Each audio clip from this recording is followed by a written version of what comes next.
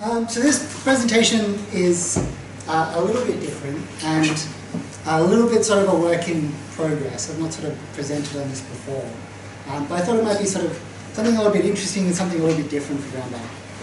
So typically in Brown Bag, what we talk about is a product, right? So there's a paper that we've written, there's a new type of analysis that we're interested in, whatever it is. Like there's typically a product that we come and present on. And like that's super interesting, right? We should definitely talk about products.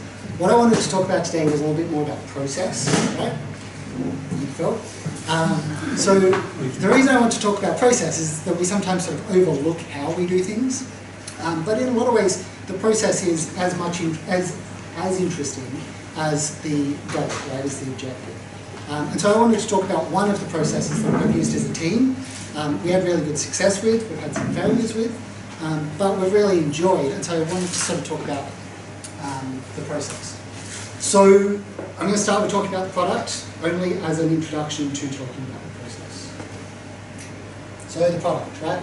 So the product in this case was a paper, right? So this is a paper that we wrote, that we published in a good journal, which has an impact factor that meets ACU's crazy criteria. So success in that narrow definition of the term. The reason I want to present the product first is that I want to give you some context for what we accomplished with the process, right? So I don't want you to walk away thinking that the process that we used only led to sort of a publication that was fine or whatever. This got up in a really good journal. We're all really happy to get a publication in this journal. So good quality product from a good process. So the paper that we wrote was on screen time and how it impacts on children. And that paper was sort of sparked by this paper, which was a test of this idea called the Goldilocks hypothesis. So they present the Goldilocks hypothesis like this. Basically, if you have a measure of screen time, so all of the x-axes on these are different forms of screen time, and you have, in this case, well-being on the y-axis, their argument is that there's probably some period of screen time which is beneficial, and that once you go beyond that duration, it becomes harmful. So the alternative hypothesis would be that less screen time is always better. And this hypothesis says maybe there's a period of screen time in which it's actually okay for your well-being, right? And so if you take, I'll blow one of these up so we can see it a bit more clearly. If you take, this is television, if you get up to 2 hours of screen time, that's actually better for well-being than having had no hours of screen time. Right, is what they argue in this paper. And then once you get to that point, it starts going down. Right? So more than 2 hours is bad, but between 0 and 2 is probably good. And there's lots of reasons why that sort of makes sense. Not necessarily sure it makes sense for television, but it certainly makes sense for, well, yeah, even television, right? You need some exposure to have something to chat about with your friends about what you watched in Game of Thrones last night, right? They become catalysts for things which are good for mental well-being. At that point, they're not detracting from things that, or displacing things that would otherwise be harmful. Once we start adding lots and lots of screen time in, that's where we're getting into the problems where we're displacing the things that might actually be good for our mental well-being. So that was basically the argument that they were making. The problem with this paper was that they only tested well-being, right? That was the only outcome that they were interested in. They only tested it in adolescents, and they only had a couple of measures, a couple of sort of fairly ordinary measures of screen time. So these self-reported measures of screen time, and they could only measure it in a couple of different categories. And so when we were looking for a paper to do in our paper for a week, what we set out to do was try and find a paper that we thought would be replicable in a sense. So we called this a, what do we call this? A conceptual replication, in that we were trying to replicate the concept as opposed to truly replicating the structure. Okay, so what we did was we took data that we were familiar with, which was the LSAC dataset. That's a sample of about 4,000 kids at 3 time points who were about 10 to 11 years old when we started using their data. So they go from 10 to around about 15, I think, in this dataset. So 4,000 kids, nice, good longitudinal dataset that we could take advantage of. So here's what we did. We wanted to take we wanted to look at a bunch of different measures, a bunch of different outcomes, and look at how the Goldilocks hypothesis might exist in those outcomes. Right? So rather than just well-being outcomes, we looked at outcomes such as physical health, so this was mostly measures of BMI and waist circumference. Perceived health, so this was a global health checklist that the kids filled out, or the parents' kids filled out, or the kids' parents filled out. Social and emotional functioning, so there's your PEDS and your strengths and difficulties questionnaire. We had a measure of temperament, and we had NAPLAN scores as academic achievement. And then as our screen time measure, we use something which is a little bit more robust than just self-reported screen time. So these are time use diaries, and they're slightly better than standard screen time questionnaires because they're capturing information about all of your activities, and so you're less likely to over or under-report one particular activity because it's not the focal point of the questionnaire that you're filling out. So in the time use diaries, the kids are asked to keep track of what they do during the day. They keep track of the start and stop times that they do that, and then we calculate the amount of time that they spend on screen time. In our case, we wanted to break up the screen time. We didn't want to look at it as this sort of omnibus screen time measure. We wanted to break it up into different categories. So we broke those up into passive. So these are things like television watching, where you're not directly interacting with the content on the TV. Interactive, which is mostly video games. Educational, so that was educational including things like homework, as long as it was done on a digital device. Social media use, and then there are a couple of other forms of screen time which didn't really make sense in any of those categories, so we just kind of locked them in together. And so from here we could sort of generate some hypotheses. So we knew from the previous Goldilocks paper that you'd expect to see curvilinear relationships for social and emotional functioning, because that's basically what they showed, right? For these types of screen time that they have. You'd expect that educational screen time is positively predicting academic achievement, because if it doesn't, it's probably not really educational screen time. And you'd probably think that there's no logical causal mechanism by which any form of screen time can be good for physical health, right? Because they're all a sedentary behaviour, and regardless of what you do when you're sedentary, it's always sedentary. So we'd assume that under that less is better hypothesis, because it doesn't really make sense for a little bit of sedentary behaviour to be beneficial. There's an argument for that. But then there's a bunch of missing cells, and not really sure what those look like. Maybe they're going to be curvilinear, maybe they're going to be positive, maybe they'll be negative. That was basically what we set out to investigate.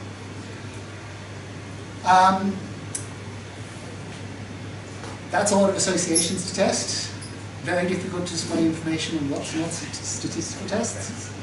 So we basically did it as a forest plot. So I say we, Mike did it as a forest plot.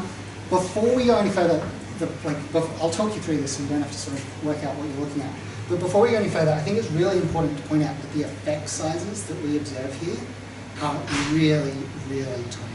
Right? So on the furthest end of this spectrum is a 0.1, so a Collins D of 0.1, right, or a standardized effect of 0.1. Right. And most of our effects, even the confidence intervals don't get that far. So I want to emphasize that, because even though I'm going to talk about how such and such screen time impacts on such and such behaviours, or such and such outcomes, you should remember that the effect sizes are really small, and I think that kind of gets lost when we talk about outcomes and papers sometimes. Anyway, when we looked at basically just summing these up and looking at them, overall there's a negative effect on basically all of the outcomes, with the exception of academic achievement, which was more or less significant as well. Again, all really tiny. This one's pretty interesting.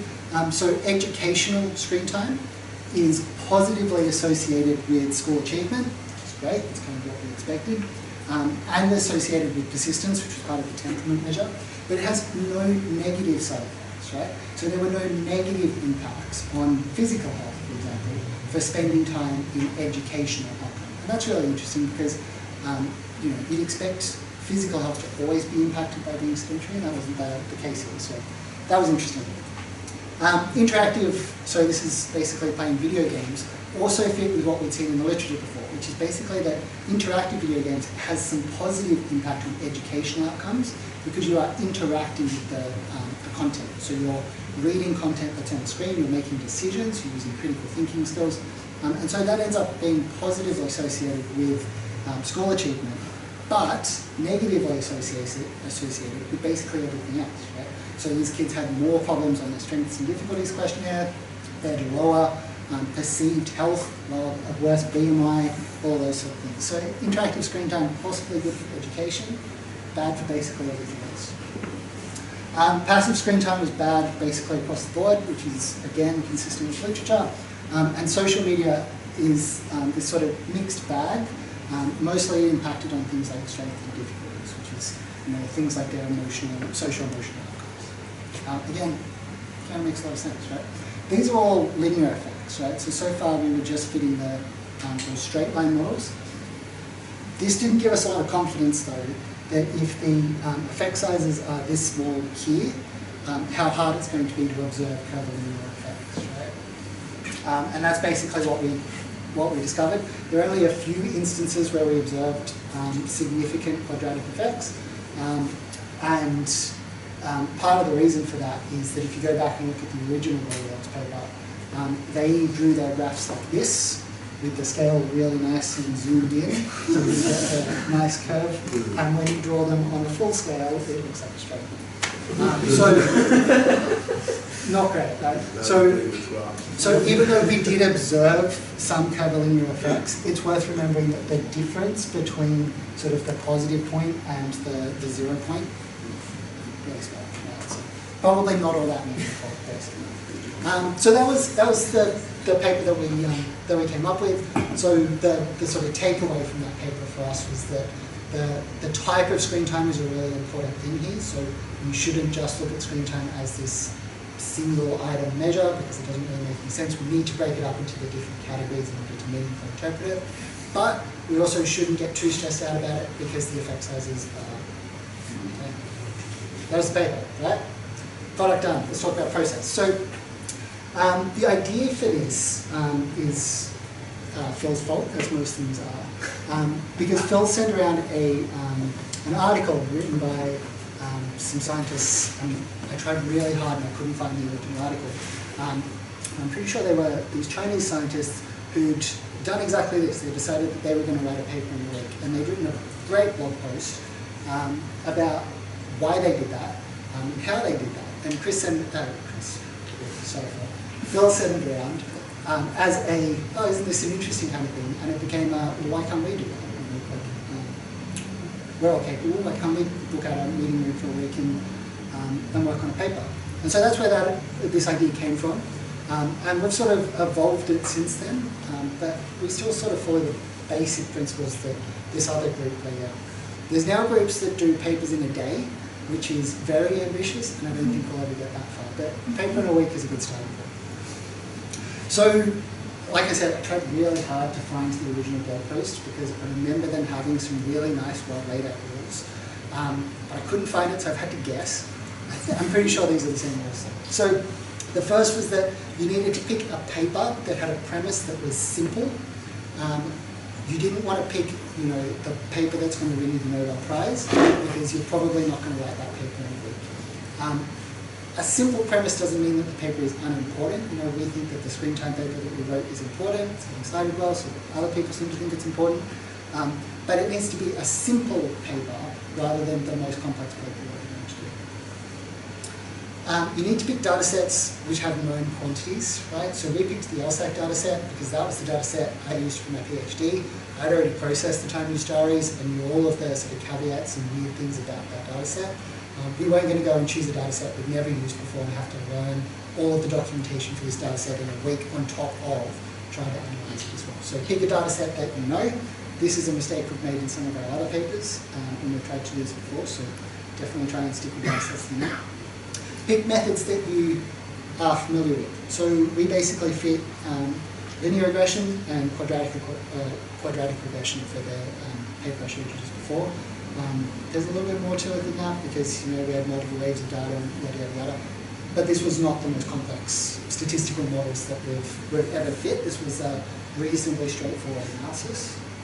Are these familiar to you or familiar to the reader? Familiar to us as a team, yeah. Okay. Yeah. And the last one, I think this is probably the most important one. Is it the last one? No, it's not. Okay. The second last one, but probably the most important one, is to make sure that your team is small and keen to do this. And I think this is why it worked really well for us.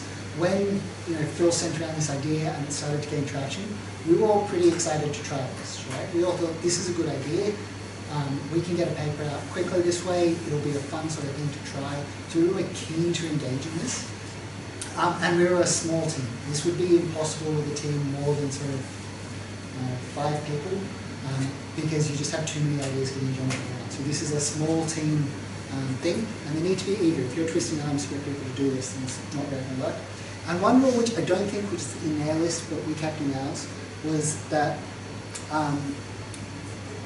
doing papers quickly shouldn't result in reduced rigor in how we do those papers. So the paper that we wrote for HPMPAR, we pre-registered it. We registered it prospectively. We made all the code available for how we analysed it. So all those open science boxes that we like to tick as a team already, we decided we would still do them. So we registered the protocol for the paper before the writing week, so that when we got into the writing week, we couldn't chop and change our decisions based on what was easy to get done in the week. We still had to stick to the rigour that we previously done. Well, writing the protocol is a lot of work. It is. It's kind of like starting on the paper. Yeah, so I'm going to go through the timeline and say you're totally right though, because you do have to have not only a research question, but you have to know what the measures are, and you have to know how you're going to analyse. After your method section is written. Yeah, so like it's a totally fair point. It's kind of paper in a week plus the month that you spend on the paper, but it doesn't. But it didn't take us that long to write.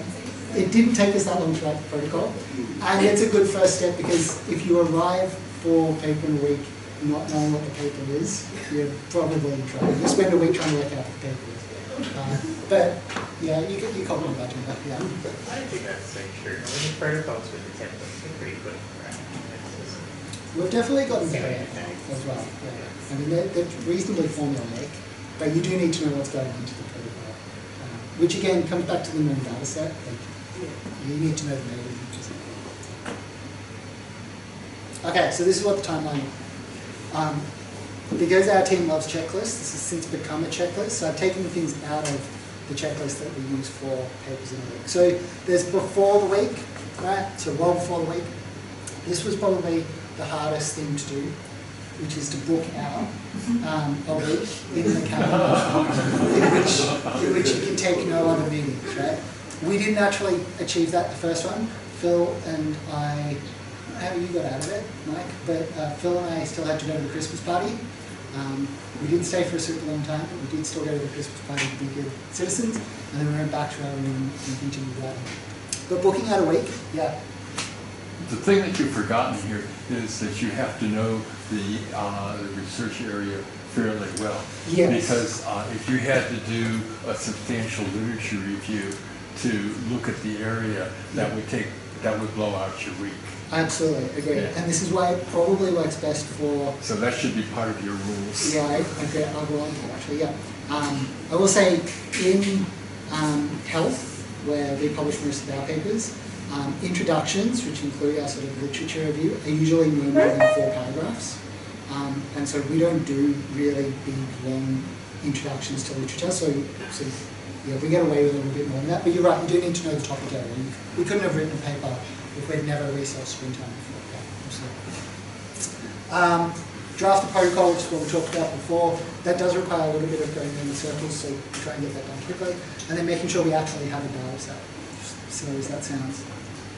Just before the writing week, we registered the protocol, right? So we put that up on OSF, which is the easiest way to do that.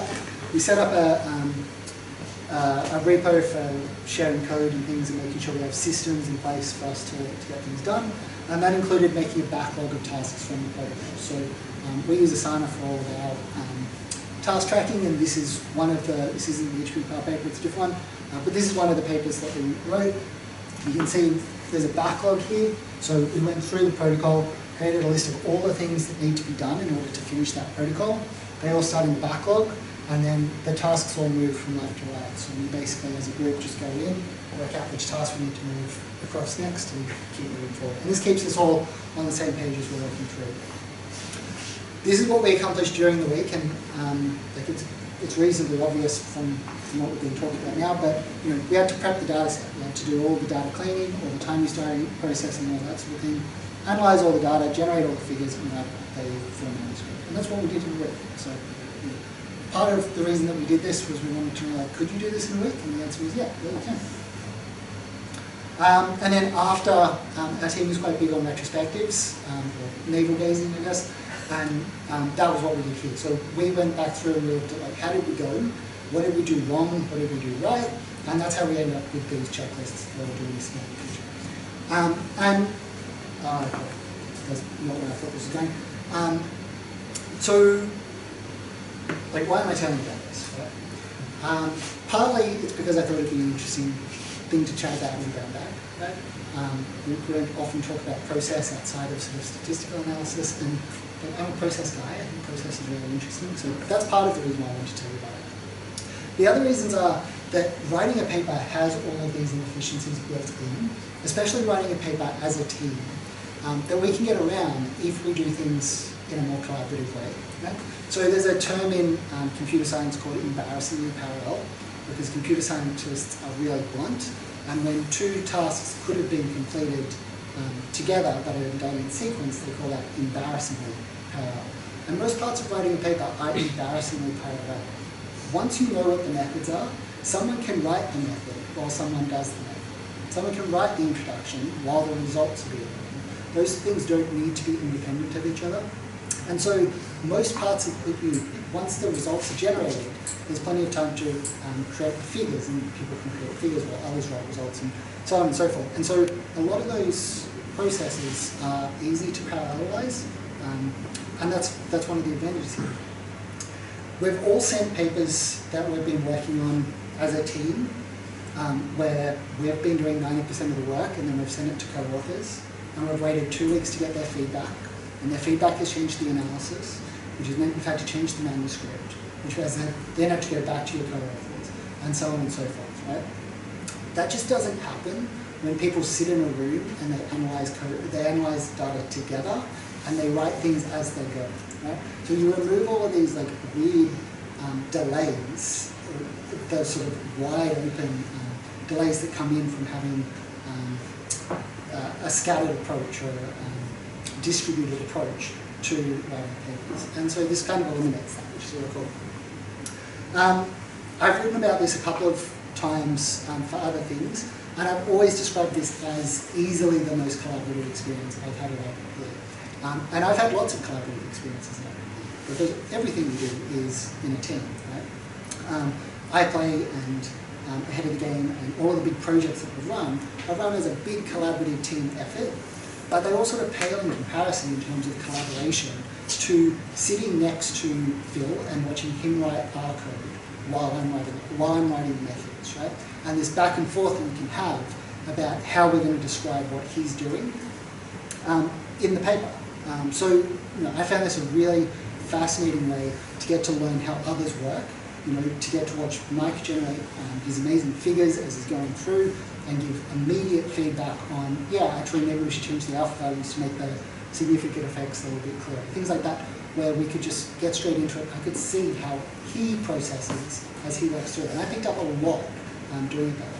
So there were tons of things that we can sort of learn from each other that normally are hidden away because we do those things independent of each other. So since we've done this, since we did this the first time, which was back in 2018, we've done it a bunch more times. Yeah. Yeah. So before you move into what's going on, so the part that did go right, could you say a little bit about division of labor and decisions about how you allocate is there analysis of the skill set? Yeah. Excellent question. So one of the things that came out of our first retrospective was the need to have really clearly defined roles in who was responsible for what aspects of the project. So we have that, I can send you a template if you want, but we have in our template that there are some roles that will always exist when we're doing things. So there's always someone who's responsible for the analysis, there's always someone who's responsible for the figures, there's always someone who's responsible for the manuscript. These are different people. Yeah, and they can be different people. Sometimes, depending on the size of the team, they might overlap. Generally, one person leads, even if generating the figures might require 2 people, or the analysis is probably a better example actually. The analysis might require 2 people because there's a couple of analyses going on, but one person is going to lead that. They're going to decide the structure of the analysis and how the data will get in and things like that. One which we added after the first one was a coherence editor. So we distributed the parts of the paper, so one person would be writing the introduction and another person writing the methods. But we all write in our own slightly different ways. And so what we needed was someone to be, we called them a coherence editor, to go through the paper from start to finish and make sure that we were consistent in the way that we described things, right? Do we always describe screen time as 1 word or 2? Because sometimes people write responses. Yeah. Simple things like that, that just make the paper flow a little bit. But yeah, you're exactly right. So part of our, just before the writing week, is to distribute roles, to make a decision about who would lead which aspects. Good question. All right, when it's crashed and burned. So we did this in 2018, and since then we've done it, I'm not too sure, but like at least 4 or 5 more times, right? And most of those have worked, right? I don't think any of them have worked quite as well or quite as smoothly as the first one. I think that's because we broke some of our rules in each cases, right? In some cases, it was that the data set wasn't quite complete, right? We had a data set, and then as we started analysing it, we went, actually, there is some data in here that we thought we needed, that we didn't realise that we needed, and so we need to go back and source that again. And so that becomes a little bit of a problem. When the research question wasn't super clearly defined ahead of time, I can't remember if we had a protocol or not, or maybe something in that process was missing, but that missing research question that sort of clearly defined exactly what we were doing, that's when it sort of started to fall apart. And also when we weren't all super enthusiastic about it. There are a couple of times when we'd gone in and we didn't have the same enthusiasm for the first time that we'd done it. Maybe we weren't all as keen on the paper that we were writing. And that's where things have turned into going right. Having said that, we've still had lots of success with this. So the one on the right is the first paper that we wrote, so that was in Lichfield Park. We wrote a paper which went into Environment International, which is also a great journal, which was on the effects of bushfires on kids' physical activities. We happen to have some data on changes in physical activity that occurred. Remember the bushfires before the pandemic? We wrote a paper on that. And then this one was great as well. So this one is an example of a paper where the process of collecting the data was 95% of the work, and paper in a week was a great way to do that last 5%, which was actually getting the paper. So this one, Tim Hartwig, who works with us, he reached out to a bunch of authors who had data sets on school-based physical activity trials where they measured cardiorespiratory fitness. He reached out to them and said, can we have the original individual level data, because we want to reanalyze all of those as a group, so a pooled analysis. And so, the process of going through ethics and getting all the data sharing agreements and all that, that's the 95%. And the 5% was us sitting in a room together as a group and actually analysing that data. So we've had great success. This got up in BJSM, again, super top journal. So that's it. I'm more than happy to answer questions about sort of the process. It's been interesting and sort of something a little bit new and different for them.